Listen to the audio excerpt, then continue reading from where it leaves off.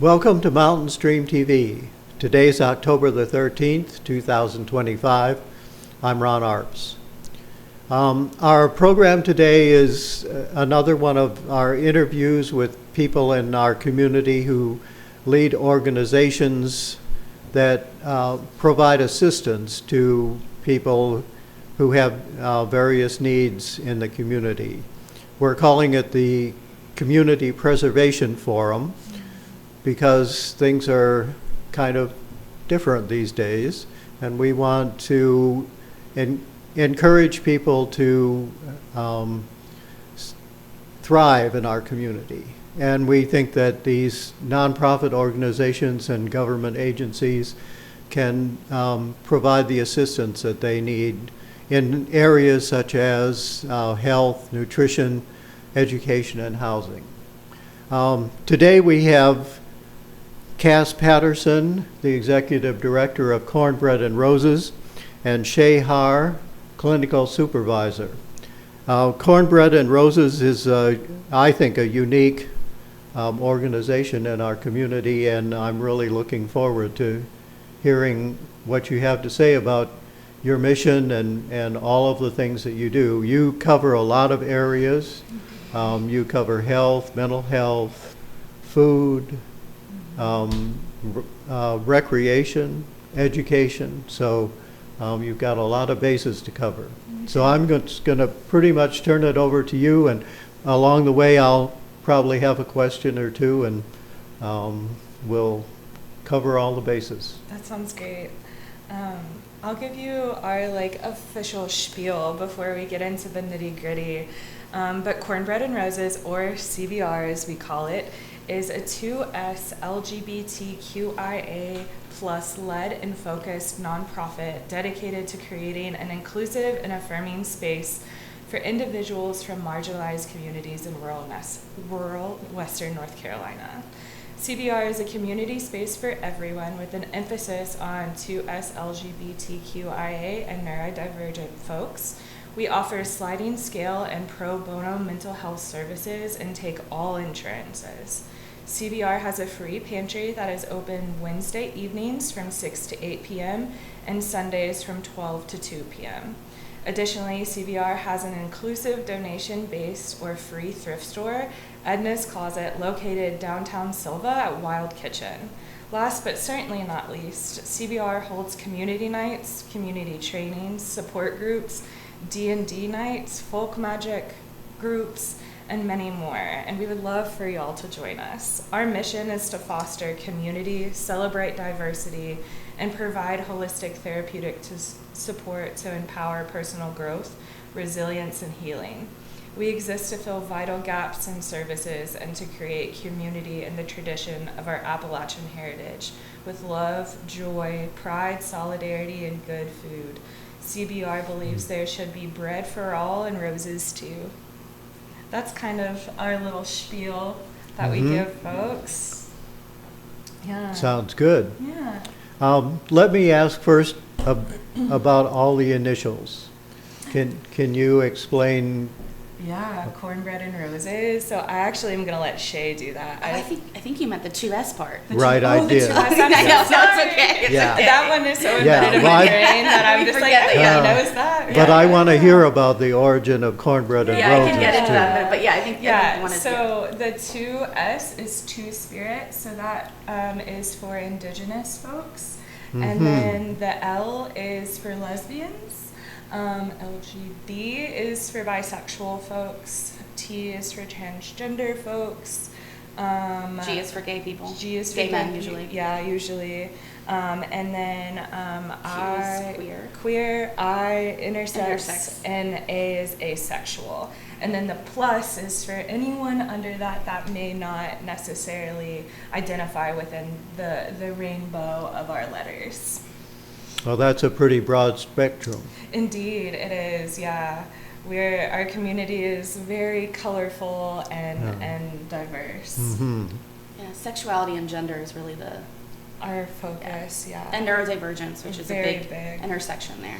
Yeah, and then, with our food pantry, we see folks from the community as a whole, not just queer or neurodivergent folks. Yesterday we actually had pantry and about 200 people came through. 200? Yeah, 48 families. Amazing. Yeah. I volunteer a little bit at the community table, and they've had a big increase recently. And so you have too. Yeah, we have, yeah. Due to, everything that's going on. So we are, moving accordingly and hoping that we can still provide, some resources for folks and ordering more from Manna so that we're not running out at the end of every pantry and things like that. Well, where's your pantry located? Our pantry is located at our CBR campus, is what we call it. We have a couple of different buildings. We have our old farmhouse, which is where we run our therapy services out of, as well as most of our community events and community nights. Our pantry is located directly beside that. So that's going to be at 1294 Savannah Drive here in Sylva. Okay, just down the road from the library where we are now. Just right up the road. Yeah, I could walk there from here. Yeah. Yeah. So you get food from Manna, and do people donate also? Yeah, so we actually, especially in the summertime, we had Cullowhee Community Garden, we had Sylva Community Garden, we had a bunch of folks donating. Jackson County Market, Farmers Market, they donated a bunch of produce. We had it set up in there like a little station. They would just let themselves in, label everything, put it on the shelves, and leave some really, really delicious food for folks. Not only that, we also pick up from the Smoky Mountain Harvest Hub in between, and that is located in Haywood County, out near Canton. I wasn't aware of that one. Yeah, it's newer. It's just a hub. Yeah, it popped up after Helene. I think they are, I can't remember, is it the Haywood Christian Ministries that it's technically under? I believe so. They're Yeah. wonderful too. Yeah, But they I are. believe, yeah. Yeah. But they're fantastic and doing really great work in Haywood County, and also helping us supplement in between our Manna deliveries every other week. Yeah. I guess since we're sort of in the food, food pantry, commercial, not really commercial, but that kind of area. Tell us about the thrift store too. Yeah, you want to talk about Edna's? Yeah, so Edna's came about, we wanted to find a place that was a safe space in town that folks could find clothing that was not, gendered in a way that a lot of, there's amazing thrift stores in town. There's some great ones, but sometimes it can be really scary as a queer and trans person to go into those thrift stores and find clothes that work. And so feel affirming. So Edna's is it's Edna's Closet, and it's inside Wild's Kitchen Supply. Julie is amazing. That's the owner of Wild's Kitchen Supply, and so it's run by volunteers, and it's donation based. So folks bring clothes and take what they need, and yeah, it's a wonderful space that's outside of our direct location, where folks, like if they're downtown and they need a place to just go in and find a t-shirt or something like that, they know it's a safe space. And we're thankful that most of Sylva is a very safe space downtown. Yes, definitely. And it is open like regular hours? Regular Wild Kitchen hours, yes. Okay. Which are what? Monday through Saturday, 11 to 6. Yeah. All right, good. Okay, so let's see. Well, you've mentioned community events. So tell us something about what's happening right now. Yeah, so this month in particular, we have many community events happening.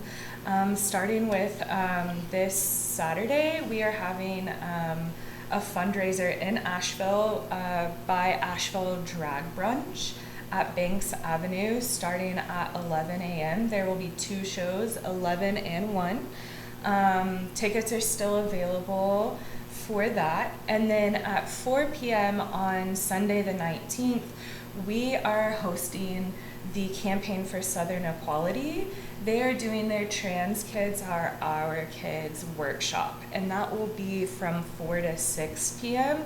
And that will also have a sign up on our Instagram for that if trans youth and queer youth are interested in attending that. And then we will have Manna actually coming to CBR on the 24th to do some filming, so we'll be on camera again. And then on the 25th, we will be doing our monthly community nights. So what that space looks like is a potluck. It starts at 5, ends around 9 or 10, depending on when the movie is over. But it starts with a potluck, and everybody brings food, and we gather, and we share a meal together, and we just sit in community with each other. And then around 6 or 7, we do a community training, and that varies. It's different every month. We have done conflict resolution or de-escalation. We have done how to regulate your nervous system. Like, we have an abundance of resources with our therapist, right?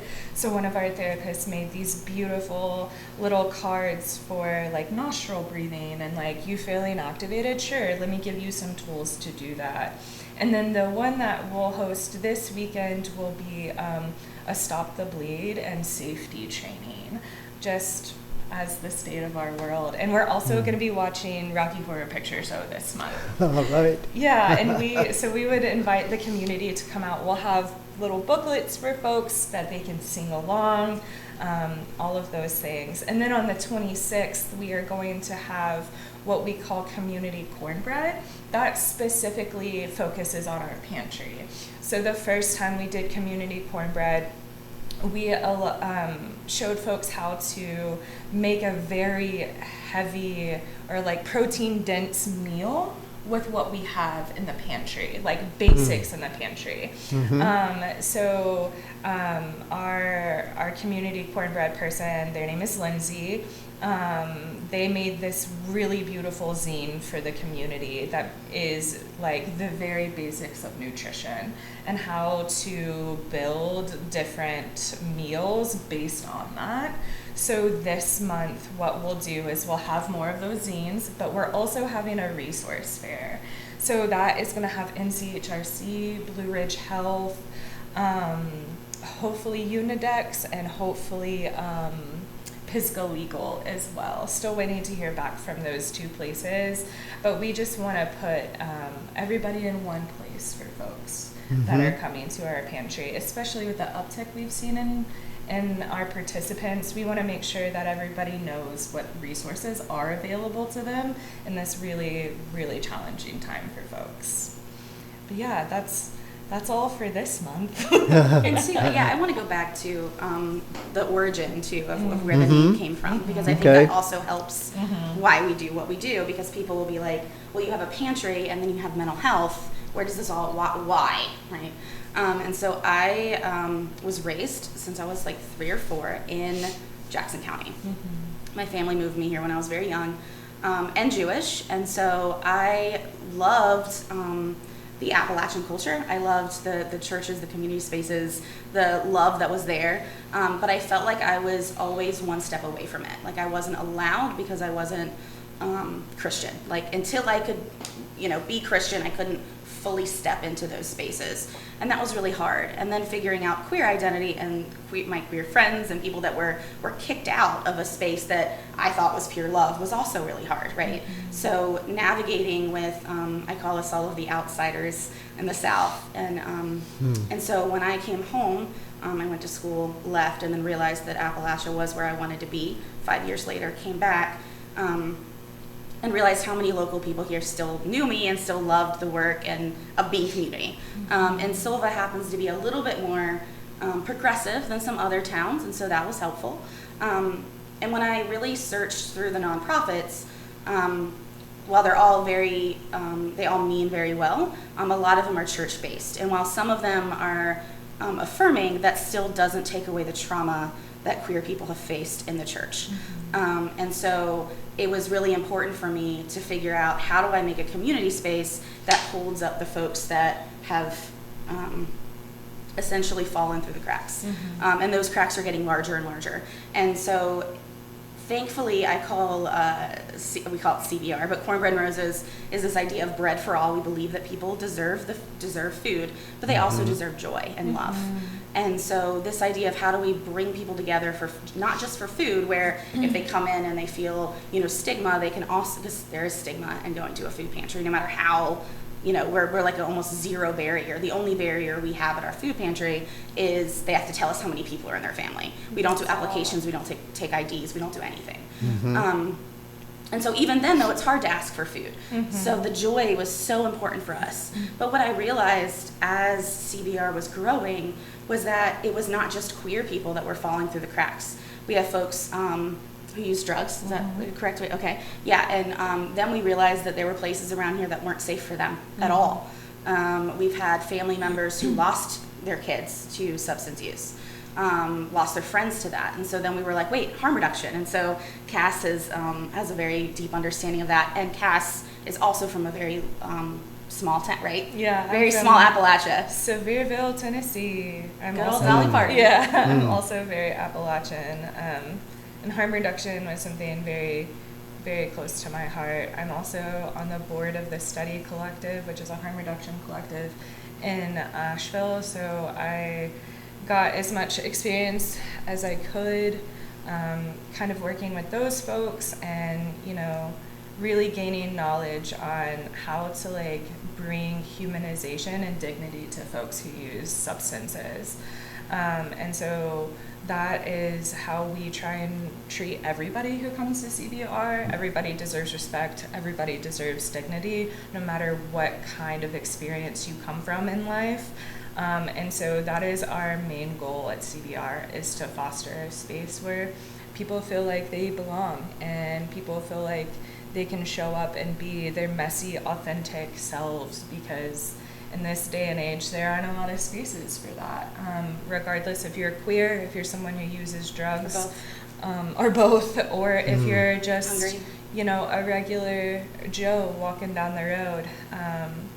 But yeah, CBR is a really special space that we get to exist within day in and day out, and sometimes we're questioning that choice, but other days we're so grateful that this space exists, not only for us, because we are the people that we serve, right? Yeah.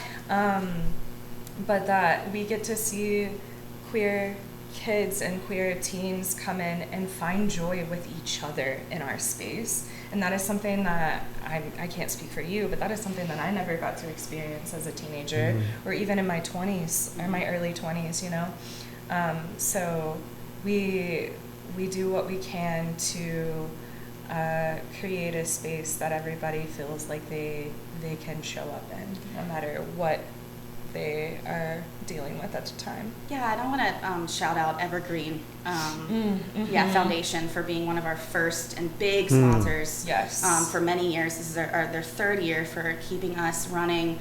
Evergreen has helped us start our mental health program. So it started with one clinician. Now we're at five clinicians. Yep. Yeah. Yep. And we do a sliding scale. And it was really big. So my history is 5 clinicians and a nurse practitioner. And a nurse practitioner. Thank you. Yeah. For that. Yeah.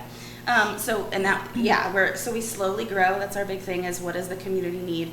But being a clinician myself, it was really important for us to support the folks that are there with folks that are like them as well. And so we've seen, evidence, research-based evidence that when someone can go into a therapy room and the person looks like them and has the same lived experience, it helps a lot.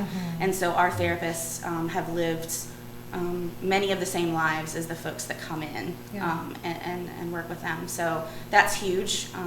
Insurance and taking Medicaid was huge for us.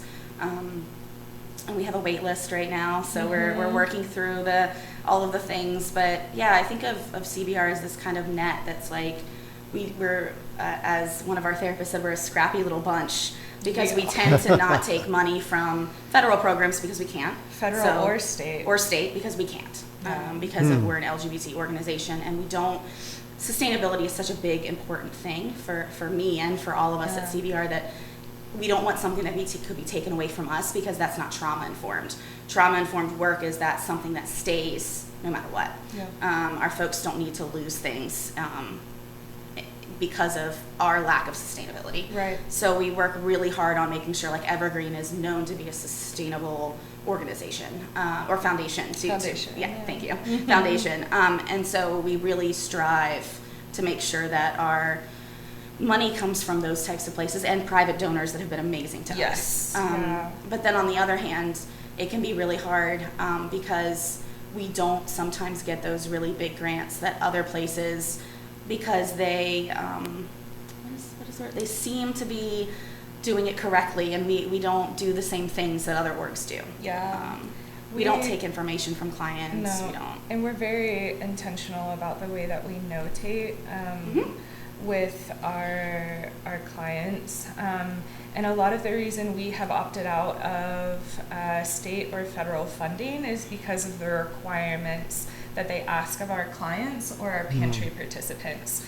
And it's really important for us for folks to stay anonymous if that is how they choose to, move throughout the world or get their resources. So that's deeply important to us and something, we don't fudge on. And yes, it has been a struggle for us on a financial level, but for us, it's much more worth that struggle than it is basically selling out our folks. Another thing that we're doing, actually November 3rd, because like I said, CBR is for the community, right? We are having a listening session here at the library on the 3rd. We have sent out a community survey, and we want to hear feedback from folks on how we can make our space better, more welcoming, more diverse and comfortable for folks, and also offer programming that the community wants to see. So look for on November 3rd, and before that, of course, too, but flyers and links to our community survey and our community listening session, because we want to hear from our community. We want CBR to be a space for y'all. Instagram, right? We have an Instagram, Facebook, and then on our website you can sign up for the newsletter. Yeah, and it's on all of our information, on all of our events are in the newsletter. Our newsletter goes out at the beginning of each month, and it has the list of everything that the month entails for CBR.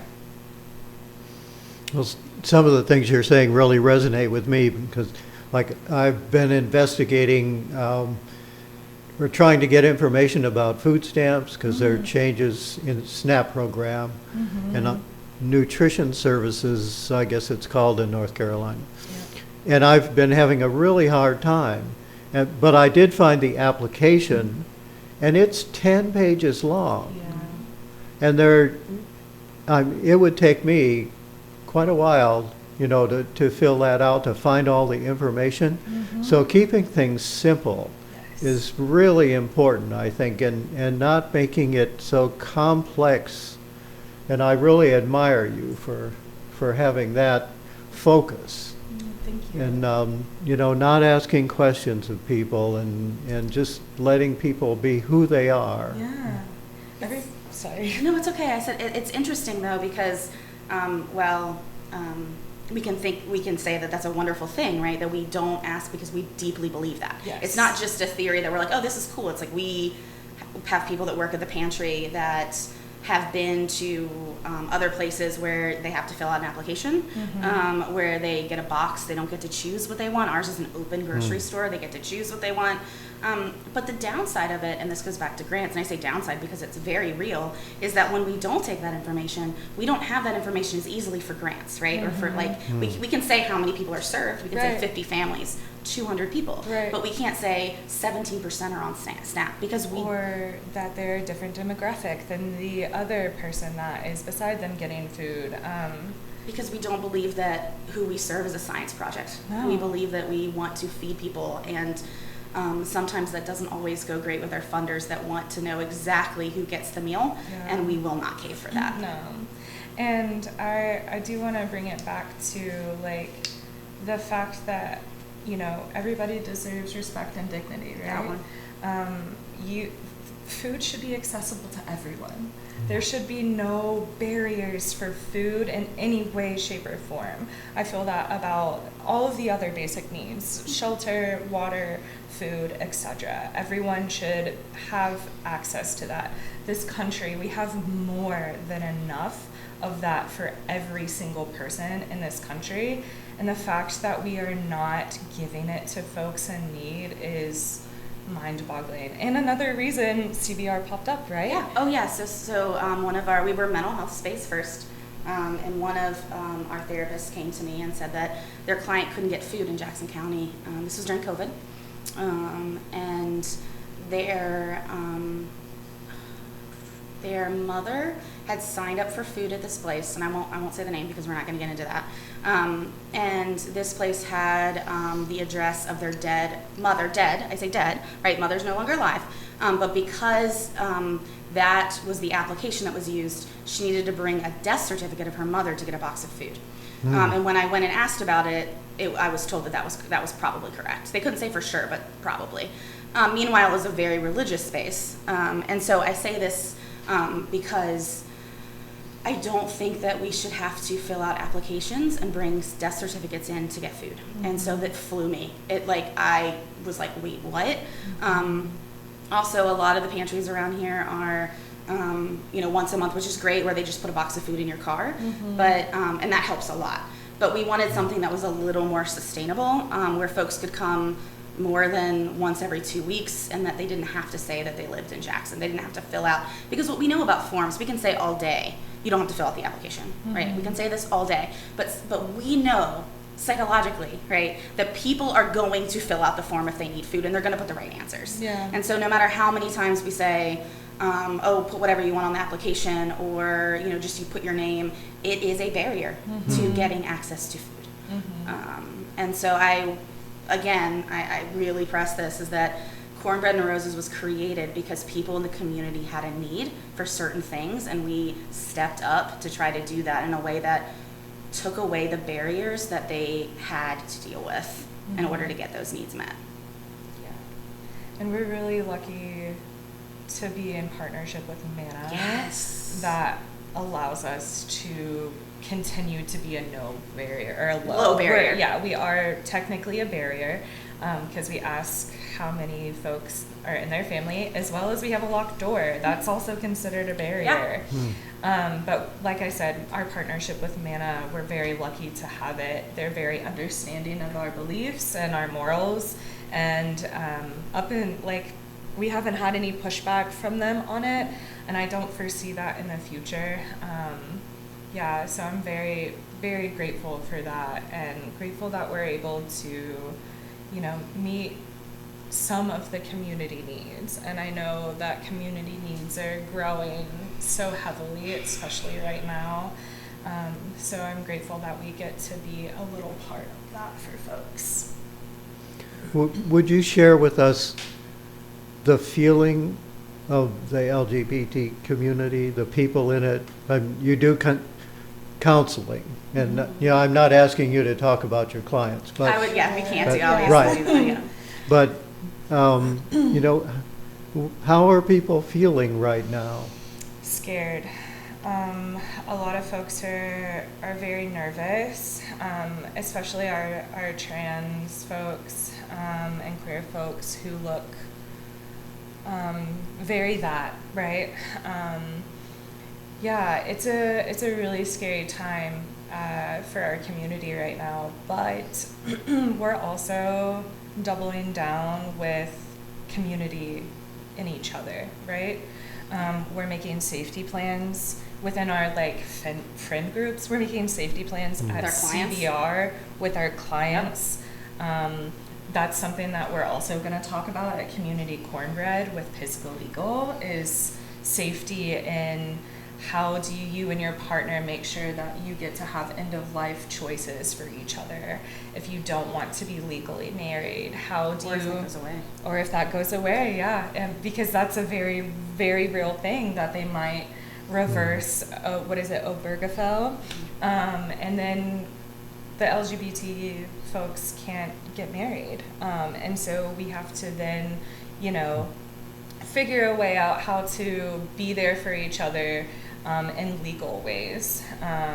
And so I think that we're, as a community who kind of lives on the outskirts of society already, we're already pretty hyper-vigilant about where we are, the space that we're taking up, who is in that space. And now I feel like we're just in a heightened sense of awareness, unfortunately. And there are new horrors that come down the pike for our community every single day.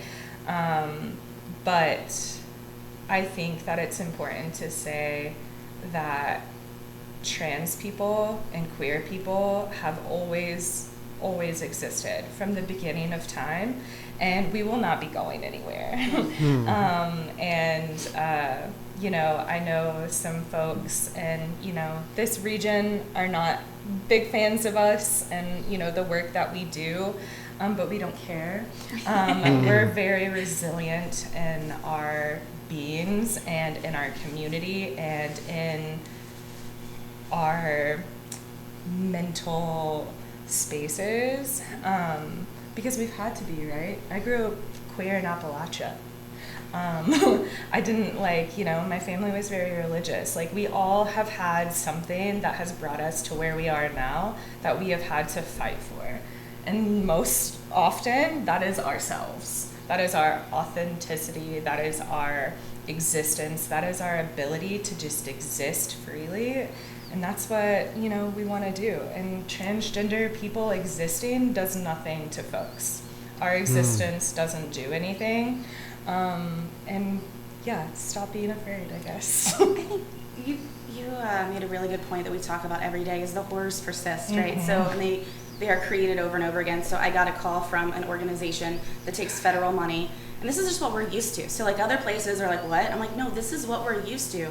Called and said that they had to no longer do, when they said preferred pronouns and names, we don't use the word preferred for many reasons because it's not preferred. They are they are our pronouns and name, right? Yep. So they said that they would no longer see any clients that had a different name than their legal name or preferred pronouns. And that's a community, mental health organization that folks are supposed to go to that takes Medicaid and is supposed to be, doing these on the ground services. And I just, I was on the phone, I just can't, for me, I'm like, okay, so then my brain goes to shift. That's what we're used to. We're used to shifting. We're not allowed in this space. How do we talk about it and then say, okay, we need another therapist, or we need to figure out how do we shift to keep our people alive? Because we don't want our people anything other than alive, right? Yeah. We just want people to survive. Yeah. And so we're in survival, and even though we've been that way for as long as I can remember, it feels a lot harder right now. And so when, folks that are not transgender, cisgender, as we say, are now waking up to the horrors of what's going on, we're like, we've been telling you this. Yeah. We've been saying this. And so we're actually usually more caught off guard when we're invited to spaces. Right. So we're used to being kicked out. We're used to being, not allowed. So there's on Pride, there's St. John's Episcopal Church that does Pride Mass. And every year, I believe this was the third year, Aaron is amazing, who pastor. Is that what they? I think they're Reverend. Reverend. Okay, Reverend. You're correct, Reverend. Yeah. Yes. And as someone who has so many intersections of living here, and when she invites us every year for this Pride Mass, we cry really hard. Those are the spaces that when we're invited in, we're like, wait, we're allowed here?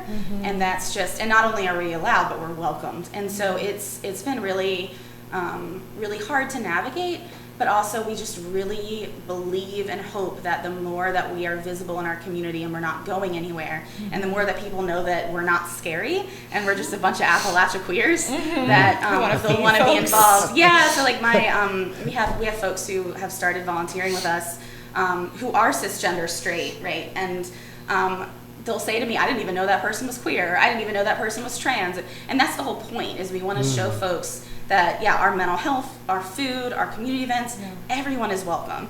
And to kind of bridge those fear gaps that exist. And most of the time it's because people have never met a trans person. Yeah. And then they don't even know the person's trans. They leave and I'm like, oh, I'm so glad, you love this community. And they're like, well, where were the trans people? And we're like, and that's the thing, like, trans folks are already embedded in your community. Yes. Like I said, we've been here, we've always been here. We are a part of your community. We're not scary. No, and I do think it's important to state that, like, we sit here in our white privilege. Thank right? you for saying that. We are white, femme-passing trans people. So that puts us at a level of privilege above our Black, brown, and indigenous trans siblings.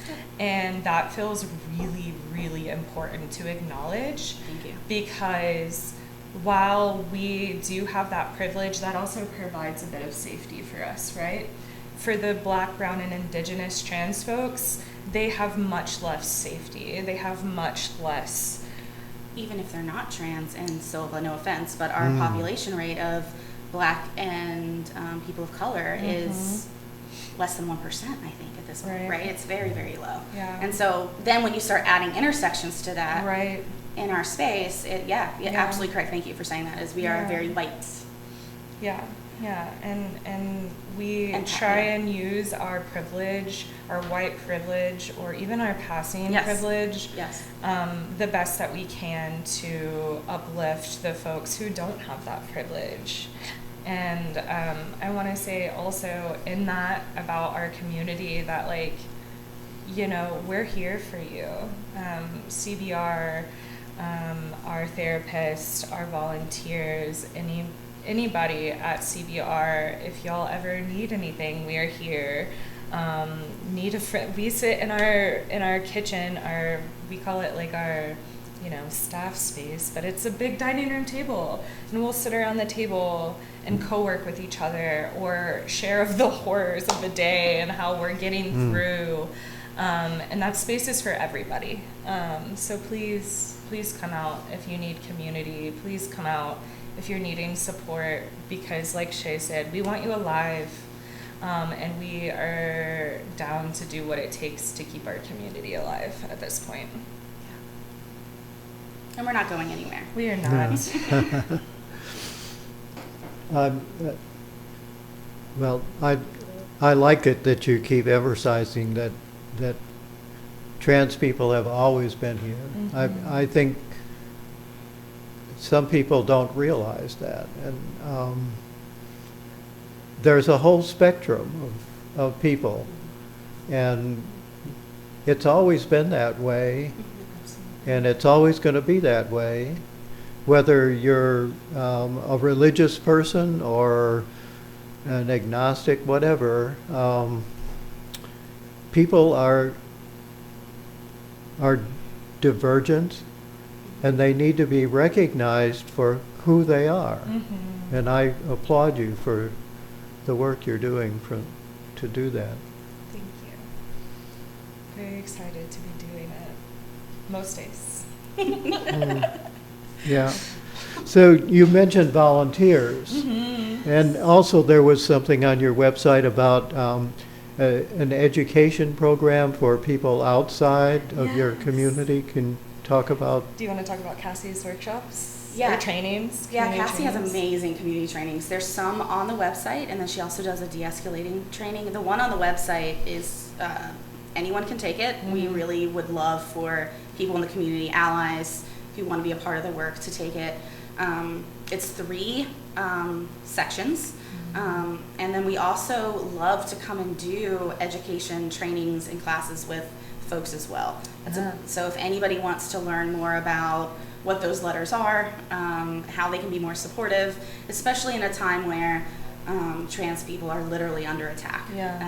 And sometimes it's just learning how to be an ally, learning how to navigate when you're in, I know now for me, I've been in plenty of stores, plenty of places where people will say mean things out loud because it's okay now, right? Or bathrooms, or and so just knowing how to be a safe person, or safer, I should say. No one's safe, but a safer person in those environments can be super helpful. So yeah, it's called the Transformative Power of Action and Allyship. And that money goes directly to support our services, our clinical services. And what is allyship? Yeah, I think allyship, and obviously you're going to know more like clinical definition, but I think for me, allyship is showing up to the community, whatever community that may be, right? Mm-hmm. Trans, queer, Black, Indigenous, regardless. And that looks like putting yourself in front of harm for those folks. So like in spaces where someone is being rude to a trans person about using their bathroom specifically, like interjecting yourself as you have that privilege, that cis privilege and most likely white privilege. You're going to put yourself in between that trans person and the person who's accosting them, and allow them to use the restroom freely and without, any sort of issues. That's also like educating yourself. That's, how to use pronouns properly, how to like properly gender someone or not gender them, using their proper names, all of those type of things. Also knowing that it changes. Yeah. There's this idea, and I think this is partly used as a negative towards communities in general, is that we actually love that, right? Like communities should evolve and change and grow. And so knowing that as an ally, it's always learning, always reading, always asking questions, looking into the difference, between being an active ally is what we call is, trying to reduce harm, or when we see it, saying something, right? If you see something, say something. Oftentimes people are quiet because they don't know what to do, and so we're hopeful that these videos will give us the ability to know what to do. I've seen some really beautiful cis white men step forward and be like, no, and it will silence the room, right? Yeah. Like it will absolutely stop people from continuing to do what they're doing. And it can also be really helpful for folks who are constantly fighting this battle every day to see allies. So I also think of ally as someone who has privilege, who doesn't identify in that group, right? So when I say a white cis man, I think of a person who isn't trans and is a white man, right? And so when I talk about allyship, it's different than just saying, oh, hi, I think you're great, and not doing anything. Yeah. Allyship is active, Yeah. right? It's realizing that there are very specific minorities that are under threat, and reading and figuring out in our communities how to support those folks. Yeah. Because it's only going to get wider and wider. And like, I gave a pretty extreme not extreme, because in my opinion it's not extreme. Not for a world. Another example of allyship, if you don't want to assert yourself into, like you don't like conflict or you're conflict avoidant or something like that, another way to be an ally is to donate. Put your money where your mouth is. Volunteer at spaces. Immerse yourself safely within the community that you're trying to be an ally with, right? Show up and be like, hey, I'm here to support you. Or like, hey, I'd love to just share space with y'all as you do your events, or, those type of things. There are many ways to be an ally. But I think the education component is the most important, because if you don't educate yourself first and you just walk up into these spaces, or you come into this community and you haven't necessarily, at least the 101s, you could be perpetuating more harm.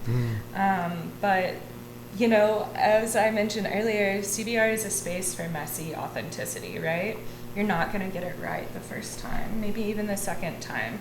There is space for that. There is humanness for allyship. But don't give up. Keep going. And another beautiful way to do that too is to reach out, and even if it's one-on-one, be like, can I pay for what the amount would be for a therapy session, and sit with one of your clinicians or Kass and be like, what do I need? What are the basics here? Like if that's even, because that goes towards someone having mental health services, right, or goes towards our services in general. And I want to, like, the education courses that we do, for example, we do for like big organizations. Yeah, we did MANA, so we did a wonderful de-escalation training for MANA They loved it. We've done like 101 for the Friends of the Library we did, an LGBT 101 course with them. Yeah, we have many options for folks. We can, come into your organization And tailor it. Yeah, and tailor it to your organization. You want to have de-escalation, but you also want to learn how to be an ally to queer and trans folks and to keep them safe in your space. We can do that for you. And Cassie, who is our therapist, who does our continuing education or community education courses, I think is currently working on even more community courses. Yep. So we have quite a bit to offer folks who are wanting to learn, folks who are wanting to be an ally, folks not a part of our community who want to support. Yeah. Sounds good. Yeah. Anything else? Any other questions you have for us? Well, I was going to ask about specific things that volunteers can do. Oh, yeah. I mean, you've covered some of them, help in the food pantry. That's a big one for us. Are there other things? Definitely the food pantry is our biggest. The librarians at Hunter Library do a little lending library for us. And so they're always looking for folks. Like right now we got a huge donation of just random books from a community person, and they're slowly cataloging that for us. So that could be something that you volunteer for. And it's free, those books. Yeah, the lending library is completely free at CBR. We also do community nights, and having folks help with setup and tear down is really, really helpful.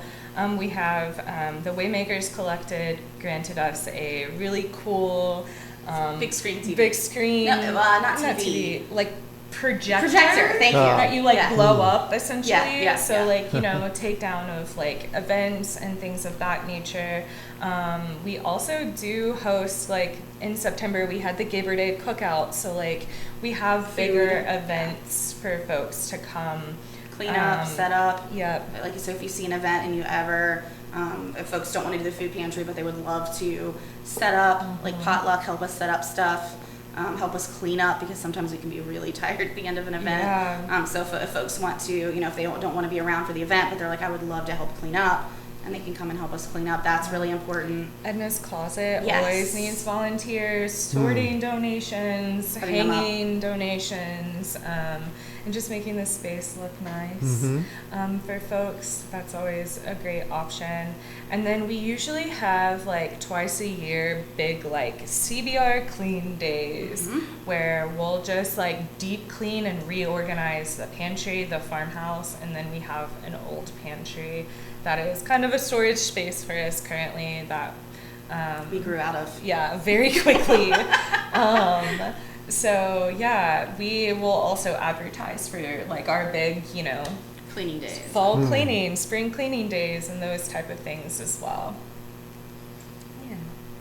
We just hope to offer a space that is accepting and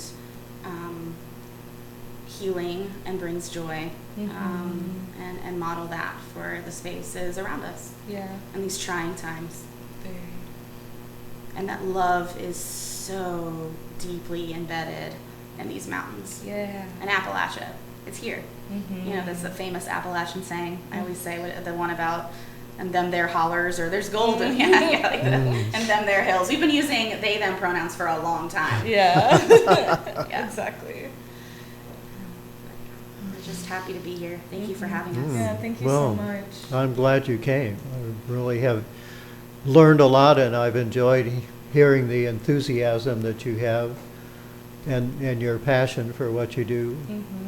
That means a lot and goes a long way making a better world.